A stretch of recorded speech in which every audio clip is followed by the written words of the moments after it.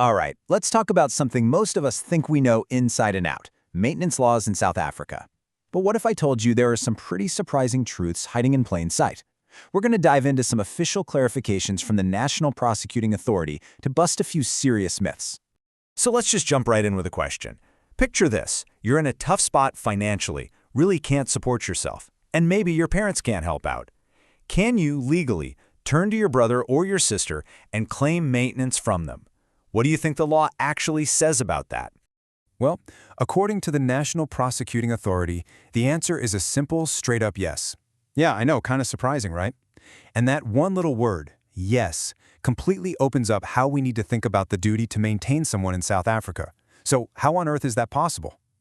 Okay, to really get our heads around this, we first have to understand that maintenance, in the eyes of the law, is so much more than just, a monthly payment. It's really about a fundamental duty to support someone. And just look at how broad this definition is. We're not just talking about money for the sake of money.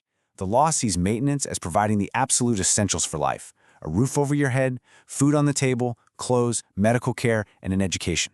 It's about making sure a person's basic needs are actually met so they can survive and, have a future. And you have to understand, the stakes here are incredibly high. The NPA, the National Prosecuting Authority, doesn't just see this as some private disagreement. No. As senior state advocate Muketsi Malaudi puts it, they see it as a form of gender-based violence that links it directly to the national strategy to protect vulnerable people. This totally reframes the issue. It's not a private family squabble, it's a critical public concern. But here's the thing.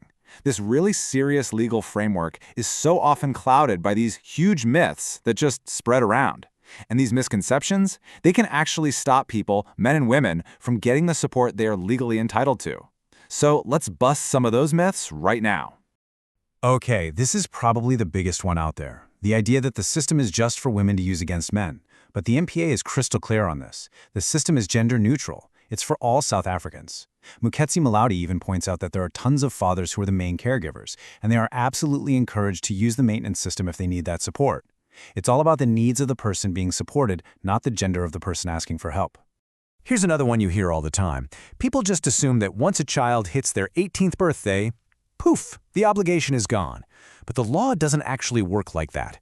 It's not based on a specific age, it's based on financial independence. So for example, if a child is studying at university and isn't earning their own money yet, that duty to maintain them continues until they are, in the words of the law, self-supporting. Now this next myth is a really damaging one because it attacks the integrity of the whole system. The idea that court officials can somehow change paternity test results. The NPA makes it super clear. Courts do not conduct these tests themselves. That's all done by independent labs. So a court official isn't even involved in that process and has zero ability to change the results. Simple as that. All right, so we've busted some of the big myths, but how does this all actually work in practice? What do you need to prove to make a successful claim? Well, the law is actually very clear and logical about this. This is the key thing to remember. The legal duty to support someone comes from our most basic connections to each other. We're talking about blood relationships, adoption, and marriage. And this is exactly why a sibling can be called on for support, or even why a grandchild could be asked to support a grandparent. If you're connected in one of these three ways, a potential duty of support exists. So every claim has to pass a pretty straightforward three-part test. It's all about balance.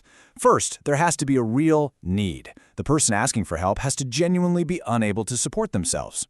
Second, there's ability. The person being asked for support has to actually be able to afford it. And finally, it has to be reasonable. The amount being claimed has to be fair for everyone involved. Need, ability, and reasonableness. That's the test. So, when you put it all together, we've seen that South African law defines this duty of support incredibly broadly. It really places the responsibility squarely within the family network, parents, kids, even siblings.